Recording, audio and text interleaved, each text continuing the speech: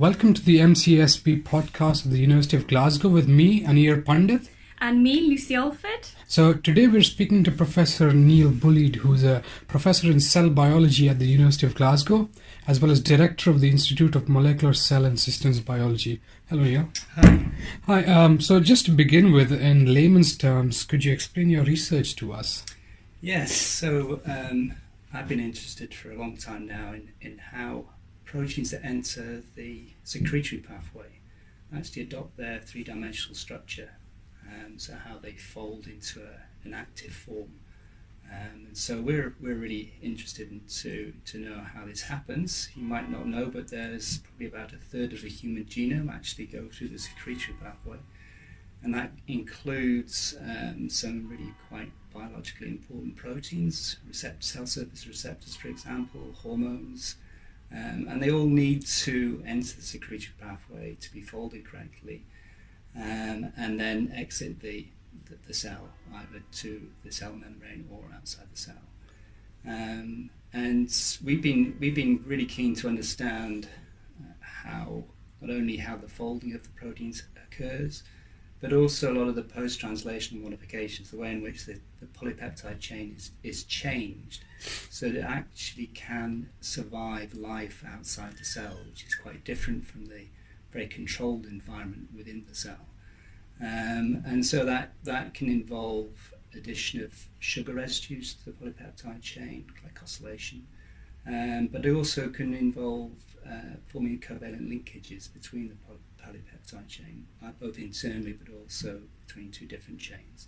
And so we're very keen to understand those processes, and particularly what happens when they go wrong as well, and so the whole process of how the cell deals with misfolded proteins. Is there any challenges you faced in your research? I mean, there are a number of challenges. I think the most difficult one is actually to be able to work out whether or not the protein has actually folded correctly within the cell. So a lot of the studies that have been done on how proteins fold are carried out with purified proteins, and so they can use some very sophisticated biophysical techniques to understand whether or not the structure has been adopted, and whether or not the protein is actually functional. If you try and reproduce that in a cellular milieu, it's much more difficult to actually work out whether or not the protein has actually adopted a three-dimensional structure, because you can't use those same kind of biophysical techniques, because you're looking at a very complex environment. So that's always the biggest challenge to us, and we adopt really indirect measurements to show whether or not the protein has actually folded correctly. And so for us, that is clearly the most difficult thing to do. So we kind of have a somewhat of a halfway house. We kind of look both within cells, but also we use purified proteins as well, and also try and reconstitute the events that occur in the cell, but in a test tube. And that enables us to make some inferences about the processes themselves. Given the evolution of techniques which are used for studying protein folding and other things in your lab, what sort of techniques do you use at the moment? Well, we're basically a cell culture lab, and so we only really use we only really study the processes within cells in culture rather than using organisms. Right. Okay. But we also have quite a lot of biochemistry that goes on in the lab as well. So the approaches we take are really trying to understand the biochemistry that's occurring, but within a cellular environment, and for that we use cell culture. Okay. And where do you see this field going in the next decade or so? Oh, there's some huge advancements, particularly in terms of the omics approaches which are taken to study these processes. And I can see that there are new techniques which are being developed which will be applicable to ask some very specific questions about the very, very early stages of how proteins fold and how they're synthesized within cells. So now we can look on a global basis of actually what's happening. And that opens up a lot of abilities to address some of the really very, very tough questions which which have been difficult to analyse when you're just looking at individual model proteins. So the approach that's normally taken is to look at protein X, Y, or Z. Yes. But if you can now suddenly look at all of the proteins that are being synthesized in the cell at once, that I think is really, it's really very exciting. Just quick question on the omics side. What sort of omics techniques are you using? Well, we're using an approach called ribosomal profiling, Right. which is a way of addressing at any particular time point what the occupancy of ribosomes is on messenger RNA. Right. And if you combine that with a mechanism to actually enrich for ribosomes which are making specific polypeptide chains, then it's a very, very powerful approach. Yes. Excellent. Cool. So you became the director of the Institute of Molecular Cell and Systems Biology in January 2015. Can you tell us a little about your career path up to this point? Yes. So I've probably taken quite a standard career path in a way. I left university with a reasonable degree, but not really having a good idea of what I wanted to do. And so I took some time before I actually went on to do my PhD. And then I had a very useful postdoc down in University of Kent in Canterbury. And I had the opportunity to also go for a postdoc abroad as well, which I took up. So I went over to the Howard Hughes Institute in Dallas in Texas and spent some time there.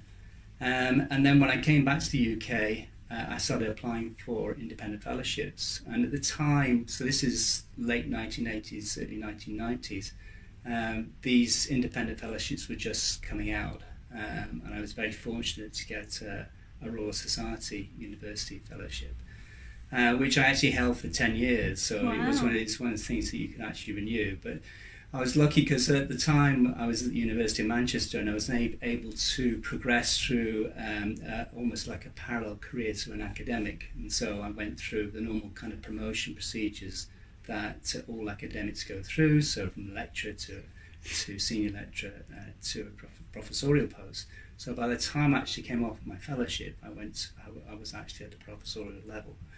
And then once I became what you would call a full-time academic, so not having just a focus on research, I then took up quite a bit of teaching, which I really enjoyed.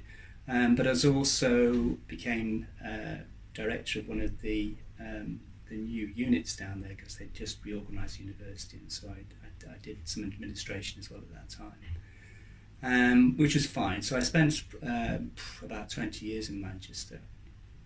But then I decided I wanted to do something a little bit different, and an opportunity came up in Glasgow. So I moved up here in 2009. And it was wonderful because at that stage in my career, I was then able to have 5 years on essentially a research fellowship. Okay. So it's very unusual to Yeah. have, at that stage to suddenly be able to almost reinvent yourself and have a focus very much more on research, which I did. And then when that finished, I then took up the chalice of being the director of this institute. Fantastic. So you were also a professor in cell biology here at the University of Glasgow, and you're the head of a very large lab group. So what actually encouraged you to take on the position of director of the institute as well, in addition to all these other commitments? I must be mad, I know. Yeah. Yeah. Well, I think at the time there was it was a period when Richard Cogdell had been the director of the institute, and he did a fantastic job in terms of shaping what the institute is going to be. It only really formed when I arrived in 2009. And I could see that there were a number of opportunities for us to actually develop even further than Richard had taken us. And so I was quite keen to be involved in that. And I could see the enjoyment that I could actually attain doing that. It's not quite as onerous as people tend to think. I think as long as you're well organised, then you can actually manage your time in such a way that you can actually do both an administrative role, but also run a research group as well. and do a little bit of teaching. I don't do very much teaching, but I still do some teaching.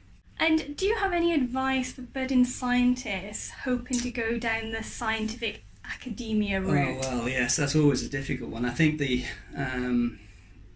bottom line is that you should just enjoy it while you can. I mean, I think, having an academic career should be incredibly enjoyable. Certainly, if I look back on my career, the most enjoyable time for me was when I was a postdoc, actually, when you really have a lot of freedom to expand and follow up ideas. When you're starting to get to a stage where your ideas are maybe at a tangent to what your supervisors are, then that's the time to actually set up your own group. But that's not for everybody, and there's a place for people who don't particularly want to become group leaders as well. And so I think in terms of advice, I would say, well, just keep your options open as much as you possibly can. It is very, very difficult, I know, to get a PI position, but as long as you've got the option to do that, then the opportunity may arise for you. Again, I look back and I think a lot of the things that happened to me were in some way serendipity. It wasn't necessarily because I was so much better than anybody else. It's just that I was in the right place at the right time. And so you want to try and put yourself in the right place at the right time. The only way you can do that is to keep your options open as much as possible. Make sure your skill set is as broad as you possibly can make it. And don't be afraid of hard work, because it is hard work. Mm-hmm. Excellent advice. I was going to ask about mentoring. We have a mentor scheme in the institute. Yeah. Did you have a mentor yourself, or? Yeah, I've had a number of mentors over the years. No, not particularly official mentors, but people I always lent on for advice. So in my early career, it was my supervisor at the University of Kent, somebody called Robert Friedman, who was just a fantastic individual, and I'm sure everybody will tell this about somebody who's been a mentor for them. But his mentorship extended long after I left my postdoc position, so I was in contact with him right the way up until I moved up here to Glasgow. Outside Robert, there was lots of other people who I've been mentored by during that process. Since I've been in Glasgow, then Richard Coulter's been a very important person for me for advice. But actually, we poo-poo the idea of some of the training courses that we go on, but actually one of the leadership courses I went on was actually a very useful experience. And that occurred just before I took over as the director of the institute here, and that's been very, very useful to me. Okay, excellent. That's good to hear. Okay, we actually offered members of the institute the opportunity to email in questions. We had a good response, and we've chosen some of our favorite questions, which me and Lucy are going to ask you now. So, first question is: as an institute director, what new skills have you gained, and what new challenges have you faced? Okay, so these are really related to people skills. So I think one of the most important things when you're in any sort of leadership position is that you're able to communicate very well with your staff. I think a lot of problems arise because of a lack of communication.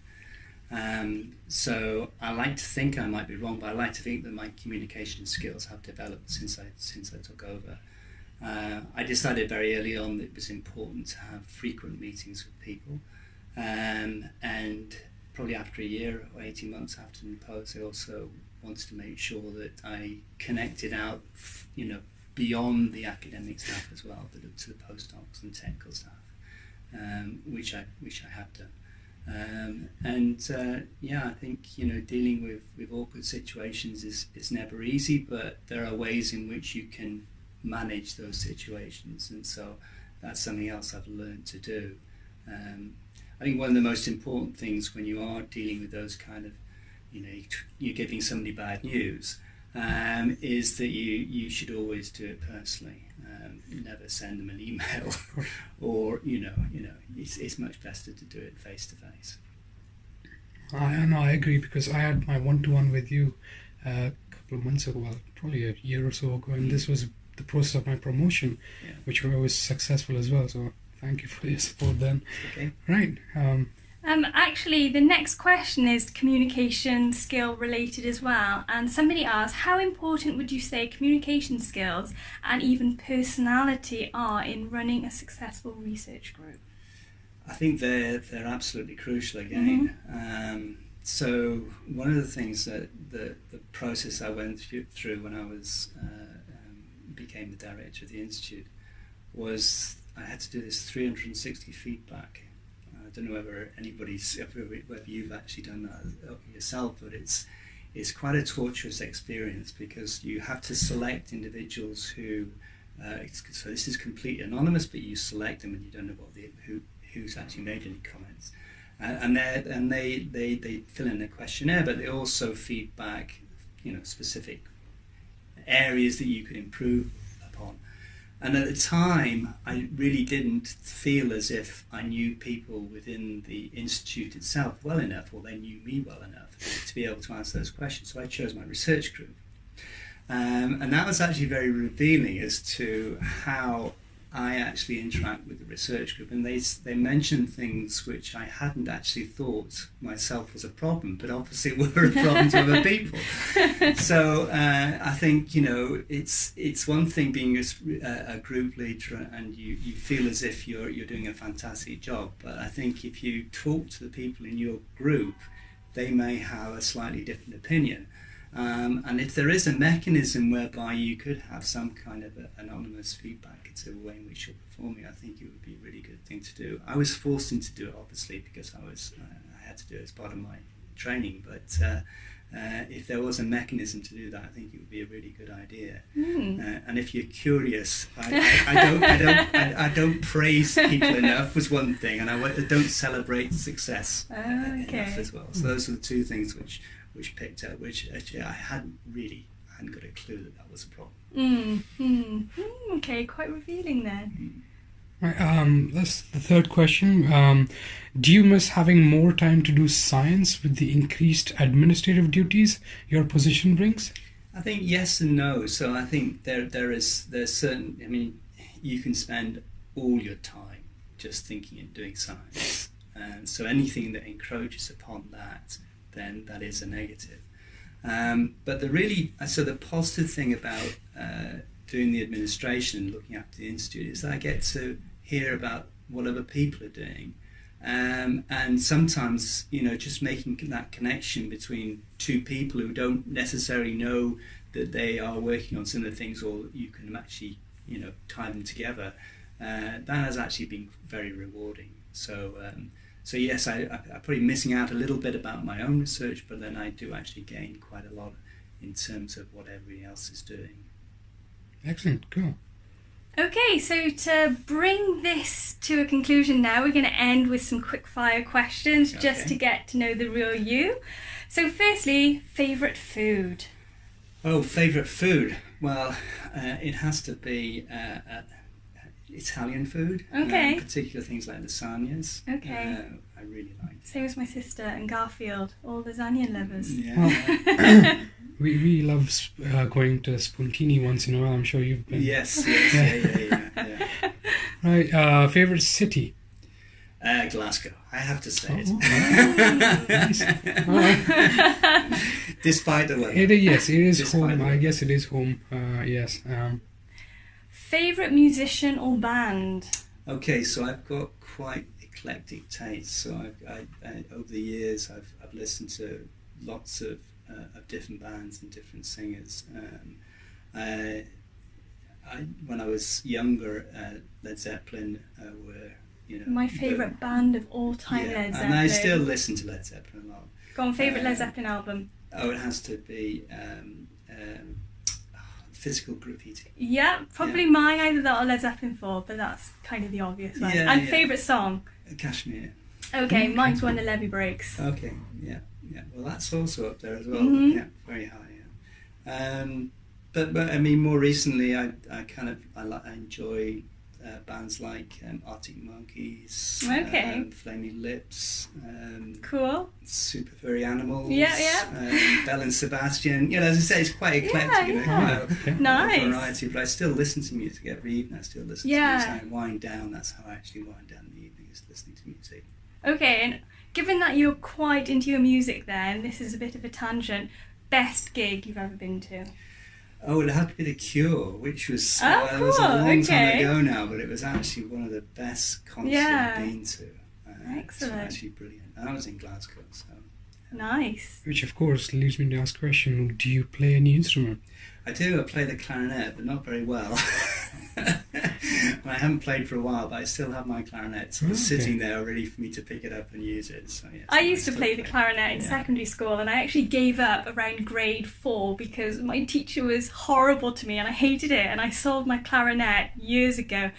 And I regret it because at the time when I was, I don't know, probably 14, 15, I sold my clarinet for £100. And now I think that £100 has been frittered away and I could have had my lovely clarinet still. Yeah. No, you've still got time. I did exactly the same as you, Yeah. but then I bought another one when I was Okay. 35-ish, I think Okay. it was, and then I went back Yeah, I to have get been- lessons again. So. I've been tempted to buy another There you go. clarinet. Yeah. Cool. All right. Favorite film? So I guess there's quite a few, but probably the most Blade Runner I just love. I mean, I think I just love the concept of Blade Runner, and it's directed and filmed so well. But in terms of maybe a little bit more obscure, there's a film called The Conspiracy Theory, which was one of Mel Gibson's earlier films where he starred with Julia Roberts. And that's actually just one of these films which I just love because of the acting, but also again the idea and the way in which if you see it, you know, he keeps it going all the way through. So it's a very much like the Matt Damon sort of Bourne sort of thing. So he's a CIA agent who's lost his memory, and and it turns out, so he falls in love with Julia Roberts, and they have a relationship. It turns out that he was actually employed to kill her father, which you don't actually find out until the very end when he starts to remember. It's a bit of a spoiler alert, I know, but it is actually Mel Gibson's made some really terrible films over the years. But this was sort of post Mad Max, but before he did all the ridiculous ones that he did after that, like Lethal Weapon, etc. But he was actually really good in this film. Cool. Favorite TV program? Oh, well, again, I don't watch a lot of TV, but usually when I go home at night, I just stick on the TV and watch The Big Bang Theory. Again, it's just one of these things you just can watch it, you don't really have to listen to it, and you can watch it several times. I like some of the sort of the series, though. I mean, the drama series that the BBC puts on, so occasionally they'll have a very good series which I will watch all the way through. Excellent. Favorite sport? Rugby. Okay. So I played rugby when I was younger, and so I watch it avidly now, as my wife will attest to. So yes, and you know, being up here has been really good actually, because I've had the chance to go to Murrayfield quite a lot. Excellent. And to Scotstown to see the Warriors as well. Oh, okay. You support the Warriors now? Yes. Oh, okay, yes. cool. Favorite book? Well, again, you know, I do actually read quite a lot, and so it's really authors rather than books, because I tend to, you know, once I find an author, then I usually read their whole collection. So probably right up there would be Ian Banks, my favourite author. Mm-hmm. But I also like a lot of sort of trashy detective novels as well. So you know, kind of, I have a serious novel, but I'll also have stuff which I kind of, you know, read a few pages before I go to sleep. That's the same with me. I like a good trashy detective. Yeah. Probably my favourite amongst all those is maybe a little bit obscure. It's an author called Michael Dibdin. Okay. He wrote a series with a detective called Aurelia Zen, and it's all set in Italy. Okay. And his character building as just absolutely superb, and so I really enjoyed his novels. Great. Cool. Okay. Favorite pastime or hobby? Well, I still play golf, so I've Okay. played golf since I was a junior, and so I've kept that going all the way through. And then more recently, I've taken up playing bridge, Okay. which I think intellectually is a wonderful pastime as well, because it's so complicated and so difficult to understand everything that it's very appealing in that way. Do you And there's a competitive element to it as well. I was which just like. going to ask, do you compete in any Yes. tournaments? Yeah. Yes. Yeah. Cool. Wow. Any childhood ambitions? Well, when I was a child, I wanted to be like my dad, because he was a fish farmer. Okay. Oh. So what I didn't mention before was that when I took that break from after my degree, it was actually to run a fish farm. I very, very quickly realised that was not what I wanted to do. So where was this fish farm? It was in North Wales, a place Okay. called Cowis, which is Okay. just outside Mold. Mhm. So it was a put and take trout farm with a fishery next to it. But I did learn some very, very important lessons. So when you're dealing with the public, you really have to take responsibility for your actions. And so I think that's one thing that stuck with me since doing that, is that this feeling of being responsible for what you do, which I think is a very important, or was a very important lesson for me to learn. It's very interesting. I did my bachelor's in zoology and fisheries. Oh, right. And what I wanted to do straight after my bachelor's was get into fisheries. So I there you go. have my own fish farm back. I stay in rural part of India, and it was huge then. But unfortunately, Asian parents are more, no, you're gonna study. Yeah. So I did my master's in cell biology. But yeah, that's very interesting. And I did my master's in marine biology, so a Yeah. lot of fish There you lovers go. in the room. Oh yeah, sorry. Do you have any claims to fame? Any famous people you've met? I guess my only claim to fame as such is that one of my ancestors was a famous engineer. Nice. So if you go to the Railway Museum in York, there's actually a Bulleid steam engine. That's Wow. brilliant. Wow. That is a good claim to fame. I'm liking that. Yeah. Next time I'm in New York, I will check. Yeah. Them out. Cool. Wow. And finally, if you weren't a scientist, what would you choose as an alternative career? Well, I've been always very good with my hands, so I would probably have been a craftsman Okay. of some sort. I think that we're all very dexterous, should we say, because we have to be able to do experimentation. But yes, no, I've always really enjoyed both the sort of more intellectual part of it, actually drawing the plans up to build something and actually building it as well. So I think that's probably what I would have been, either an architect or a builder of some kind. Brilliant. The engineering genes. Yeah, exactly. I think you're right. Wonderful. So that concludes our podcast. So thank you very much for That's taking the no time to problem. talk Thank to you us. so much. That's Thank all you. right. Excellent.